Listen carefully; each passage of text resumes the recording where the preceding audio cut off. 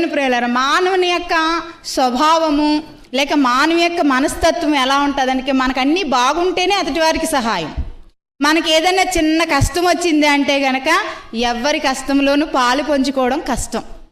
కానీ యేసయ్య జీవితంలో మరి 7 విధాల కష్టం వచ్చి పడింది, ఉందా లేదా? అక్కడ 7వ విధం వచ్చేసరికి ఆయన సమాధి చేసే పరిస్థితి, అంటే సిలువ మీద ప్రాణం పెట్టే పరిస్థితి, దించి సమాధి చేసే పరిస్థితి. దేవుని ప్రియులారా, ఇన్ని విధాల శ్రమలు ఆయన హృదయంలో పెట్టుకొని జరగబోయేదంతా ఆయనకి కనబడుతూ ఉంటే, ఆయన వెళుతూ వెళుతూ ఏర్కో పట్టణంలోని గుడ్డివాడిని బాగు చేశాడు. ఇంకా మనం గమనిస్తే ఈ ఏర్కో వెళుచుండగానే పొట్టు జక్కరయ్య గారిని మేడి చెట్టు మీద నుంచి దించాడు.